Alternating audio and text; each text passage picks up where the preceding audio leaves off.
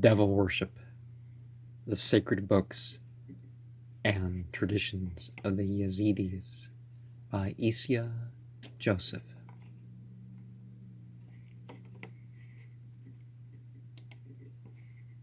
Other deities and festivals. The so-called seven divinities. And except for the basic three things, these things are not in the book. So just letting you know that. They had this book in a library that I used to go to.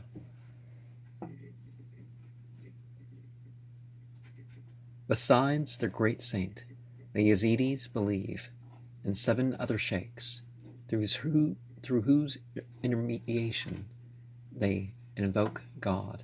They are also deified and assigns places of honor at Sheikh Adi's side. In their case, as that of their chief, the tradition has led some critics to believe that they are archangels, well, archdemons really, but absolute evil and that sort of thing is not quite what they're saying about these seven. Others, different attributes of God, and still others, the seven Shaps of Zoroaster, are immortal spirits of the Avesta. The last conjecture is made by Victor Dingelstadt. Charles Sahan goes a step further in making the assertion. Der Tempel des Sheikh Shams ist ohne allen Zweifel ein Sonnentempel, der so gebaut ist, dass die ernsten Strahlen der Sonne so häufig als möglich auf ihn fallen. The ground for this positive statement is, we are told, that Laird Berichtet. Now, the English scholar seems to base his contention on the fact that the building was called the Sanctuary of Sheikh Shams, that the herd of white oxen which are slain on great festivals at Sheikh Adi's are dedicated to Shams, that the dedication of the bull to the sun was generally recognized in the religious system of the ancients, which probably originated in Assyria. If it's the age of Aquarius, the age of Taurus could have been when this calendar was started.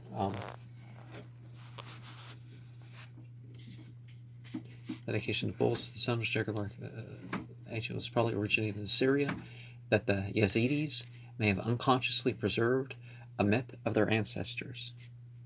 To my mind, the ground for such a view is the a priori assumption that the religion of the devil worshippers is the remnant of an ancient cult, and that every phenomenon in it is to be so regarded, therefore a survival of the past system. For certain reasons, I hold that such is not the case. Well, just because there's been cutting down and some other things. But there's more to this group than the public view, right? One reason, as Badger rightly remarks, the Yazidis so designate the place, for the sake of brevity, is the entablature over the doorway records the name in full, Sheikh Shams Ali Beg and Faris. Two persons are mentioned in the inscription. In like manner, the word Shams frequently enters into the construction of Islamic names. The most celebrated one that bore this name was Shams ud-Din of Tabriz, the friend and spiritual guide of Jalaluddin, who flourished during the first half of the 13th century of our era. Moreover, round about the tomb of Sheikh Adi are many such abandoned shrines, each of which is dedicated to a similar deified sheikh. Many of these sheikhs are known to be historical personages, Take, for example, Sheikh Abdul al-Qadir of Jalan. He is Sheikh Muhyiddin Abdul Qadir of Jalan in Persia, the founder of the Qadiri order of dervishes. He was born in Al-Hijra 471, 1078 or 1079 of the Common Era, and died Al-Hijra 516, 1164 or 1165 of the Common Era.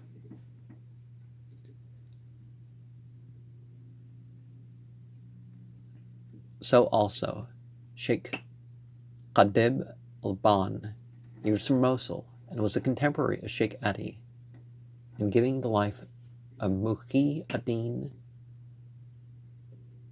Ashar Nazuri ibn Chalaqan says, verse 2651, that's a long thing, his corpse was removed to a mausoleum built for its reception outside the Maiden Gate of Mosul, near the tomb of Qadib al-Ban, the celebrated worker of miracles. Further, Mansur al-Hallaj was a celebrated mystic revered as a saint by the more advanced Sufis. He was put to death with great cruelty at Baghdad in Al-Hijra 309, 921, 922 on the charge of heresy and blasphemy, because he had said in one of his ecstasies, Anal Haq, I am the truth.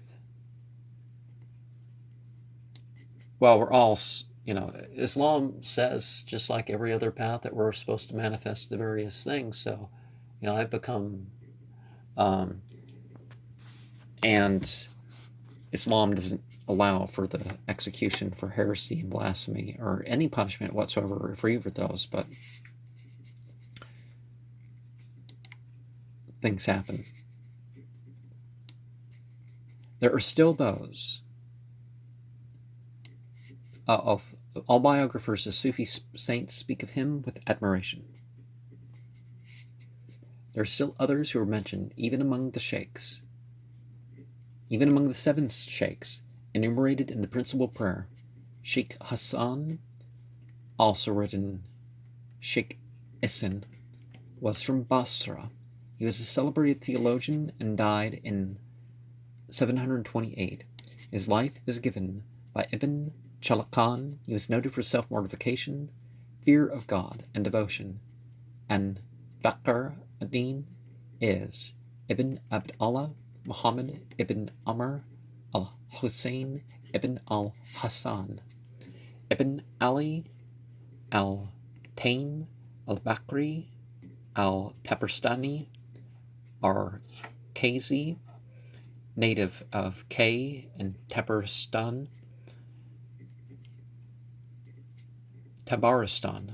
surnamed Fakhr ad-Din, glory of faith.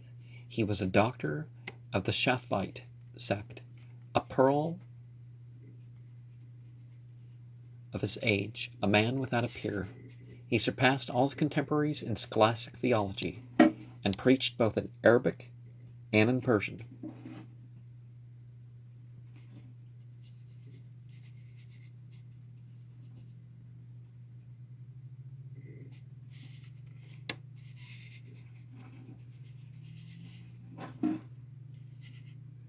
He would draw floods of tears from his eyes.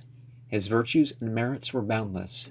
He was born at Kai at the 25th of Ramadan, 544 Al-Hijra, 1150 of the Common Era, and died at Herat, the 1st of Shawwal, Al-Hijra 606, 1210 of the Common Era. So they've merged Sufi cult with the Yazidis. So we definitely can't say that that is not the case. In light of these facts, I conclude then that those who cannot be identified, for many bear the same name, and we do not know which is which, are also historical personages. This is what I mean by the statement that in order to yield satisfactory results, the inductive method must be supported by historical investigations. In a question like this, however, the philosophical method also, when carried on critically, may yield a satisfactory result. Accordingly, observations should be made in the sphere of religious consciousness. Now, one of the characteristics of the human mind is the tendency to deify man. This is shown in the titles which men give to their superiors. In the Tel el-Amarna tablets, we find various kinglets of Syria, in writing to the king of Egypt, address him as my gods, Elani Ea. Thus, Abe Milki of Tyre writes, to my lord, my king, my son, my God.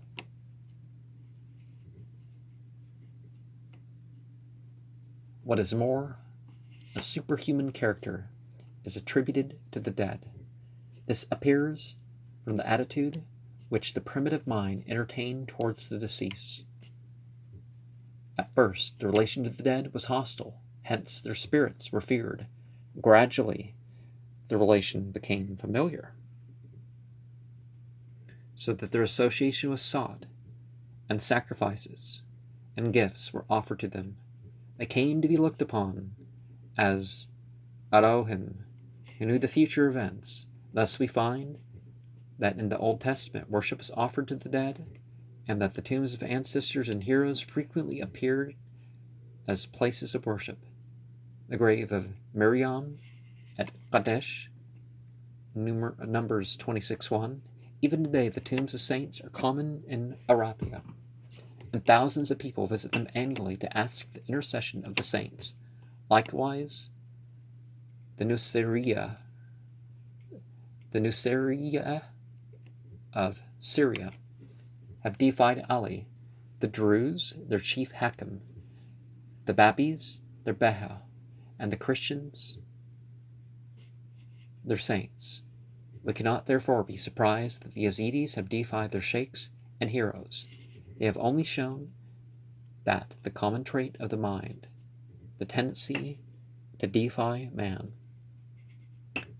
Well, let's not be so vicarious. Let's lift ourselves up ourselves rather than, ooh, there's someone else that we can rely on that way, It is to be noticed further that the historical development of religions, we find that when the stage of the mere belief in spirits is past, individual entities stand out from the great mass of spirits, and these are plainly imagined to be personal gods, such as Astarte and Baal, by the side of Hadad and Asherat.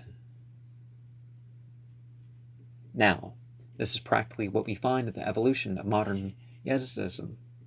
Out of many sheikhs and murids, 7, next to Sheikh Adi, stand out as individual divinities.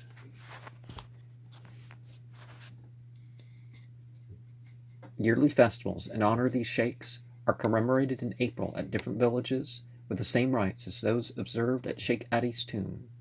Lamps are nightly lighted and left to burn in the shacks, called after the names of their respective sheikhs, and in those to which room is attached, Qabbals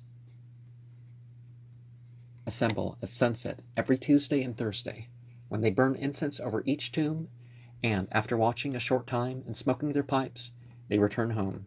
An interesting festival is that of Sheikh Muhammad, celebrated by the people of Bashika, where his tomb exists. They say that they are solemnizing the nuptials of Sheikh Muhammad, whom they believe to be married once a year.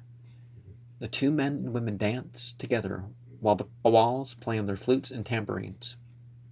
They bring Malak-Ta'us in procession from Bahazani to Bashika, Amid rejoicing and sound of music, two peers precede the bearer of the sacred peacock, carrying in their hands lighted candles, which they move to and fro. They pass along the bystanders, bow in adoration, and immersing their hands in the smoke, perfumed with their arms and faces, they carry the image of Malik Taus to the house of one who is the highest bidder for the honor of entertaining it. Here it remains 2 days, during which all profane festivals are suspended and visits are paid to it. Now,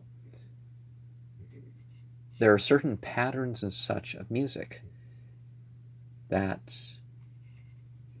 are a sort of sympathetic magic related to certain entities and occurrences. So, the Day of Sarsal. In addition to the festivals mentioned above, is the one observed on New Year's Day, the first Wednesday in April. Well, sometimes it's the second Wednesday in April, but on this day, Yazidis say, no drums are to be beaten, for God sits on the throne, holding a conference at which he decrees the events of the year. First Wednesday after a full moon, is that it? They also stick wild scarlet anemones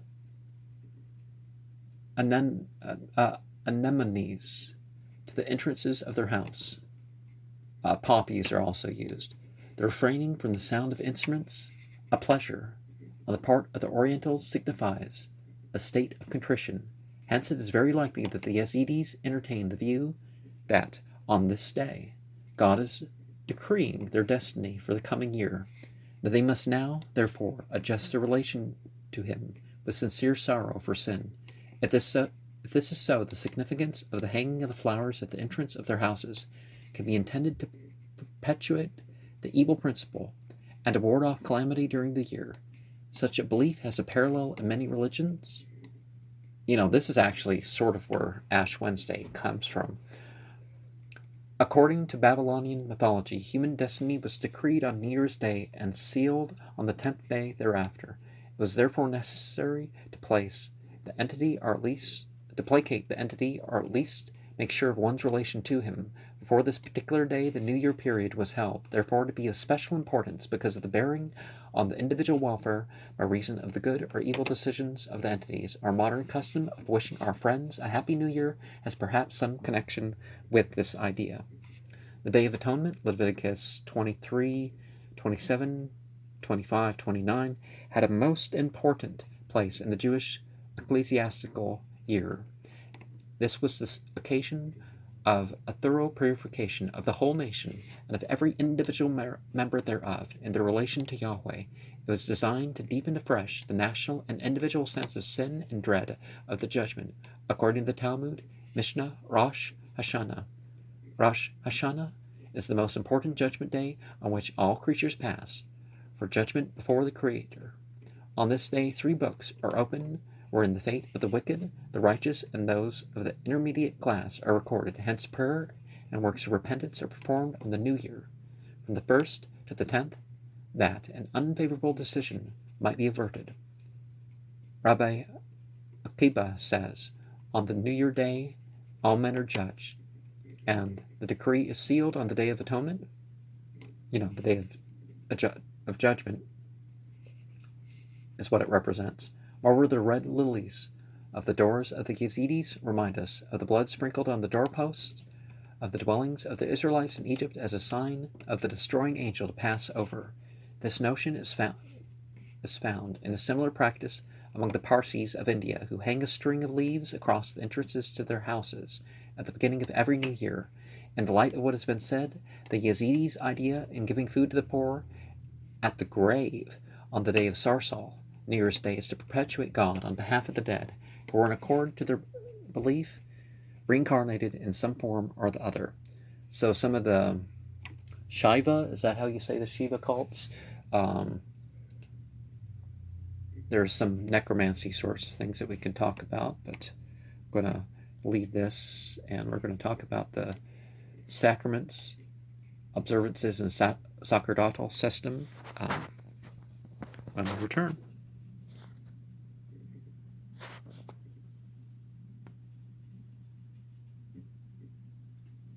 but it's a difficult group in some ways to look out. Yeah, there's all this archaeological information that you can go through, and it helps you understand it.